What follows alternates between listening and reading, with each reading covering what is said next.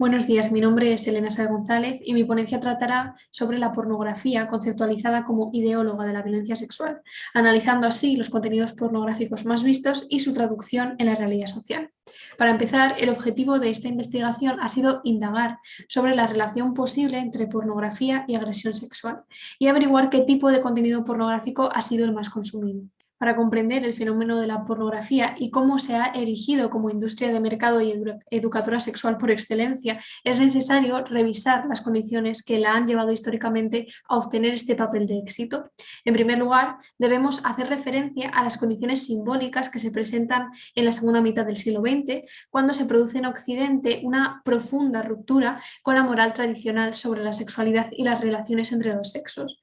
En este periodo atendemos a la llamada Revolución Sexual de los 60, surgida como respuesta a un contexto bélico que dejaba la Segunda Guerra Mundial y que se encontraba actualmente en la Guerra Fría, y de represión sexual, y que está hondamente marcada por la subcultura hippie y pacifista que reivindicaba el amor antes que la guerra. Esto sobre todo en Estados Unidos, por supuesto, porque la revolución sexual no llega a España como tal hasta la muerte del dictador en el 75. Es en este ambiente contracultural donde se desarrollan o se amplían los movimientos sociales como el movimiento de liberación LGBT o la segunda ola del feminismo, intrínsecamente unida a los ideales socialistas. En este sentido, la revolución sexual supondrá un alejamiento de la doble moral que reprimía y reducía la sexualidad al matrimonio y a la reproducción, donde evidentemente la figura femenina ocupaba un puesto que no iba más allá del de cuidadora y de esposa. Abrirá, por tanto, una veda antes impensable, que es hablar y expresar la sexualidad. Además, una sexualidad que no se queda solo en las parejas heterosexuales, sino también llega hasta las parejas del mismo sexo y entre diferentes etnias. Se comienza entonces a luchar por cuestiones como la legalización del aborto, el impulso de los centros de planificación familiar, los anticonceptivos y por tanto el sexo por placer y no solo por reproducción, el divorcio y por tanto se empiezan a descubrir las historias de insatisfacción sexual de las mujeres que reclamaban que no disfrutaban en las relaciones sexuales con sus maridos, que no llegaban al clímax, ¿no? De la mano también de la denuncia de las agresiones y de los abusos sexuales que sufrían las mismas, así como el impulso del movimiento gay, transexual y en un sentido único que más adelante veremos, el movimiento lésbico.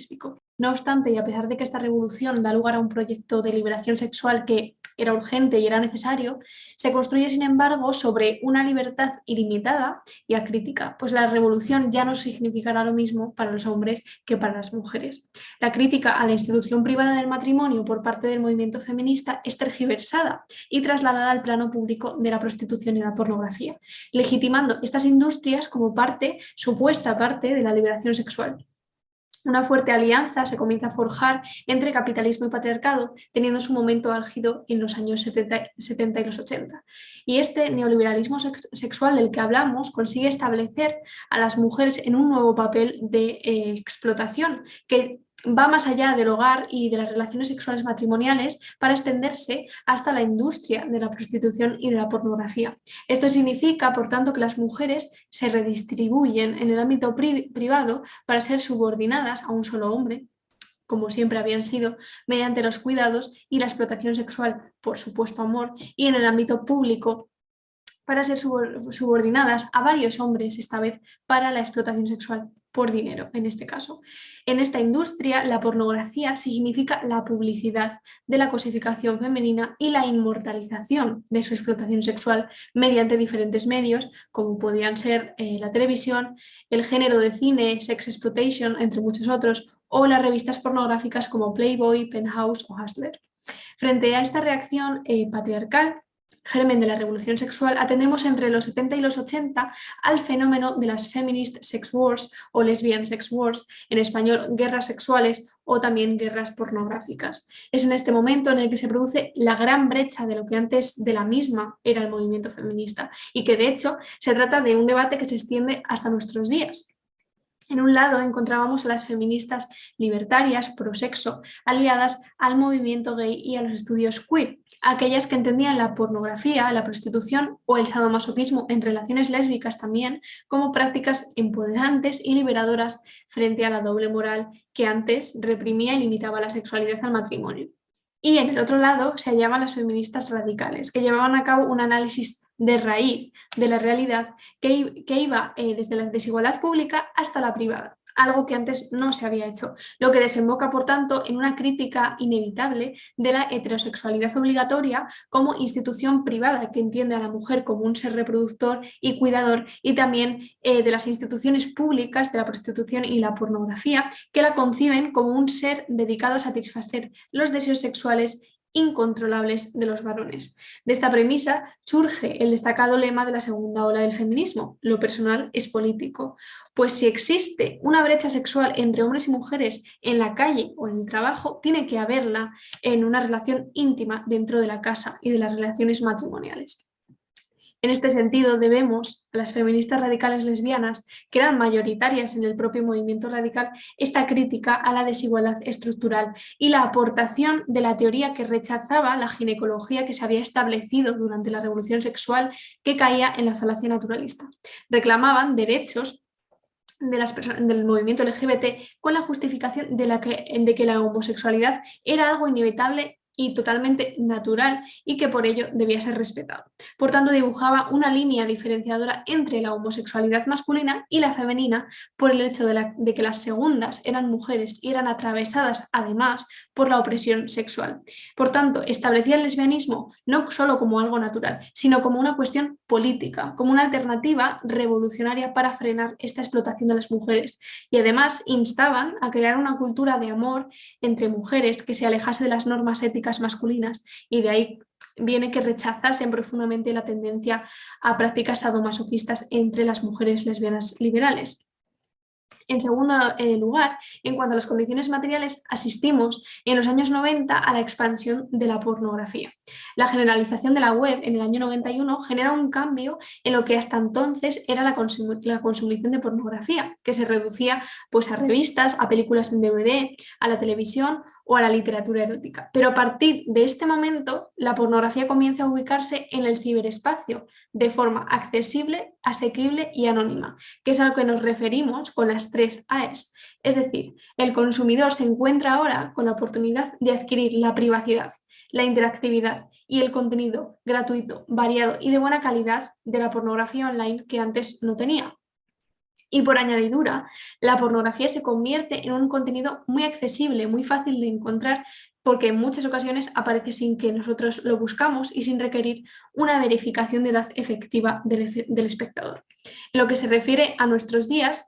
Internet y las nuevas tecnologías han evolucionado y se han establecido como grandes medios de comunicación y de relación. El lanzamiento de los smartphones, el 4G, las redes sociales, el acceso en masa de los jóvenes y de los niños a los teléfonos y por tanto el acceso a la pornografía en Internet y la promoción de la prostitución mediante la web se han convertido en factores que se han considerado fundamentales para la expansión de la pornografía. De hecho, es el soporte de la misma una de las condiciones favorables para el aprendizaje de comportamientos. El hecho de que se consuma mediante imágenes y vídeos de gran calidad proporciona el escenario ideal para la perpetuación de roles y estereotipos, pues a diferencia de las imágenes inmóviles de las revistas o las palabras de la literatura erótica, citando a Marianne Leiden, las imágenes llevan más información en un formato más compacto. Cuando percibimos palabras, las leemos como si fueran opiniones, pero cuando visualizamos imágenes las entendemos como hechos reales. Asimismo, si tenemos en cuenta que cada vez se consume pornografía a edades más tempranas, porque según un estudio que se realizó en el 2019, la edad media que se establecía en varones, que son quienes más consumen pornografía con respecto al sexo femenino, se encuentra en los 14 años y 16 en el caso de las mujeres, aunque la edad de inicio de consumición cada vez se sitúa más abajo, concretamente en los 8 años de edad. Teniendo en cuenta lo dicho, otra condición ideal para su efectividad es la plasticidad cerebral, pues durante la infancia, sobre todo, se producen los llamados periodos críticos evolutivos, que son aquellos momentos donde el cerebro del individuo es tremendamente moldeable. Con ello, las consecuencias de la pornografía son fácilmente predecibles. La pornografía puede provocar y provoca adicción. Norman Deutsch, que es un experto en neurociencia, explica que siendo la dopamina el neurotransmisor encargado del placer, durante la excitación en la visualización de pornografía, esta se libera y aumenta la libido de tal forma que se puede producir el clímax, activando de esta manera los mapas de placer cerebrales. Cuando las neuronas se disparan, se interconectan gracias a la plasticidad del cerebro. El problema es que en el caso de la pornografía, el mapa cerebral del placer se vincula con el mapa del dolor y de la violencia, a lo que Merzenich denomina trampas mentales, que son sistemas que intrínsecamente deberían estar separados. Al experimentar el orgasmo, la dopamina fortalece dicha conexión, es decir, consolida el cambio plástico del cerebro, por lo que la adicción a la pornografía se produce cuando el consumidor desarrolla una tolerancia, es decir, comienza a necesitar cada vez más cantidad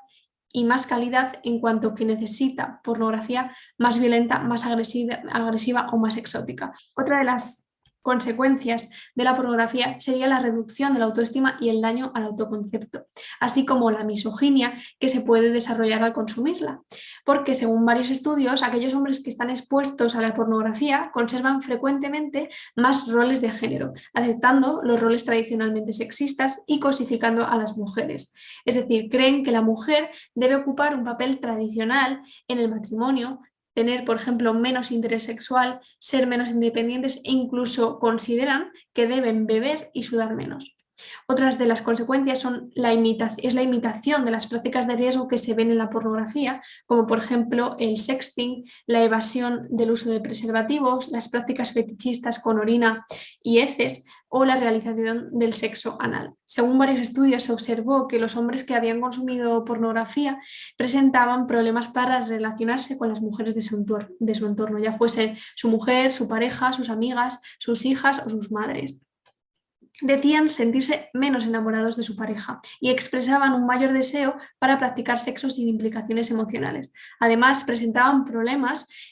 para excitarse con mujeres reales porque las visualizaban como objetos sexuales comparándolas con las actrices porno. Además, se presentan el doble de probabilidades de consumir prostitución en los hombres que consumen pornografía porque lo que hacen es realizar las prácticas que sus parejas no quieren llevar a cabo con ellos. En palabras de Peter Seal, es esto lo que la prostitución institucionaliza, ya que el cliente consigue de la mujer prostituida que no ha elegido hacer el amor con él algo que de otra manera no podría conseguir sino con violencia.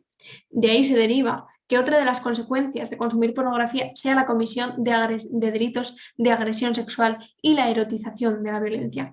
porque la pornografía enseña conductas y actitudes y da permiso para ponerlas en práctica. ¿Por qué? Porque un hombre que ve como una mujer muestra excitación en una situación de violación entenderá que lo desea, por lo que tendrá permiso para replicarlo en la vida real.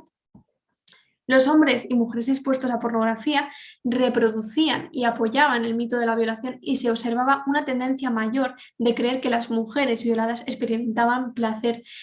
con esta agresión. En un estudio se comprobó que 29 de 30 delincuentes sexuales jóvenes habían sido expuestos a revistas o vídeos pornográficos a la edad media de 7 años y medio. De hecho, los hombres que habían visto pornografía presentaban el doble de probabilidades de cometer delitos sexuales frente a los que no lo habían visto. En otro estudio con mujeres maltratadas se comprobó que su pareja consumía pornografía antes o durante el maltrato y que el hecho de que lo hiciese aumentaba la violencia, volviéndose más sádico y tratando de imitar la pornografía con ellas. Se comprobó finalmente que las personas que consumían pornografía manifestaban una menor empatía hacia las víctimas de violencia sexual e imponían castigos menos severos para el agresor. Teniendo en cuenta que consumir pornografía afecta a tantos niveles, durante la investigación se seleccionaron los 3 sitios web pornográficos más vistos, más visitados, Pornhub, Xvideos y XNXX, y de ellos se escogieron los 10 vídeos más visualizados durante el 2021, obteniendo en total 30 materiales. A partir de aquí se establecen una serie de metacategorías y subcategorías cuya frecuencia se valoraría en el título y en el contenido visual de los vídeos analizados. Después de analizar los datos, se halló que como mínimo todos los vídeos analizados conservaban entre 3 y 4 categorías, ya fuesen de violencia sexual o de rol tradicional sexual. El siguiente resultado que se observó fue que tras estudiar la presencia de las subcategorías de violencia sexual en los vídeos, las que predominaban eran las prácticas de sexo sin protección, que estaban en absolutamente todos los vídeos, el incesto en más de la mitad y, en tercer lugar, la violencia física referida a estrangulamiento, azotes, tirones de pelo, inmovilización, caras de dolor, etc. Así como la subcategoría de la pedofilia no se quedaba atrás porque se presentaba en 10 vídeos de los 30 analizados. Finalmente, en cuanto al rol sexual, las subcategorías se mostraron muy frecuentes, sobre todo la que hace referencia a la mujer como objeto sexual, que estaba en casi todos los vídeos, seguida de las posiciones pasivas en más del 80% y terminando con los verbos recibidores de acción. En conclusión, los estudios previos sobre las consecuencias de la pornografía afirman que es más probable que un varón que consuma pornografía acabe consumiendo prostitución, cometa delitos de agresión sexual, tenga un pensamiento más rígido y tradicional, disminuya su empatía hacia las víctimas de violencia sexual, considere que de hecho lo disfrutan, así como dé lugar a imitación de prácticas de riesgo como el sexo sin preservativo o la violencia física. Estos estudios pueden ser corroborados mediante los resultados que hemos hallado sobre los vídeos pornográficos más vistos, donde se perpetúan prácticas de riesgo como el sexo sin protección, la violencia física, la humillación de las mujeres y saca a relucir las filias que parecen conservar los varones consumidores de nuestra sociedad, el incesto y la pederastia. Además, en todos los materiales se refleja la ideología patriarcal que muestra a mujeres totalmente cosificadas y deshumanizadas, como aquellos objetos recibidores de la violencia sexual, y a los hombres como los sujetos emisores de dicha violencia. No es extraño que se reproduzcan estos comportamientos en la realidad social, teniendo en cuenta que la pornografía mantiene unas condiciones ideales para el aprendizaje de conductas, gracias a las imágenes en movimiento, a su potencial adictivo y a la confusión entre los esquemas mentales de placer y de dolor, que se entremezclan y aparecen unidos, mostrando así a mujeres que expresan satisfacción en situaciones de violencia sexual, por lo que sí, podríamos decir que existe una gran relación entre pornografía y violencia sexual, pues en palabras de Rosa Cobo, el porno no es ficción, crea realidad. Finalmente, se ha podido establecer una analogía entre las guerras sexuales de los 70 y los 80 con el debate que existe hoy en día respecto a la pornografía y a la prostitución entre liberales regulacionistas fuertemente ligadas al movimiento transgenerista y de hombres homosexuales y las feministas radicales abolicionistas de ideales intrínsecamente marxistas. Podemos decir que el hecho de que esta cuestión no esté resuelta se debe a que desde que surgió la controversia por aquellos años se ha estado confundiendo la liberación sexual con la disponibilidad sexual de las mujeres para satisfacer los deseos sexoafectivos de los varones, tanto en el matrimonio como en la pornografía y en la prostitución. Pues el cariz patriarcal y capitalista que experimentó la revolución sexual de los 60 fue, y sigue siéndolo, una cuestión de perversión del lenguaje que confunde la libertad con la irracionalidad, el relativismo y, en este caso, con la explotación sexual en masa de mujeres y niñas. Muchas gracias.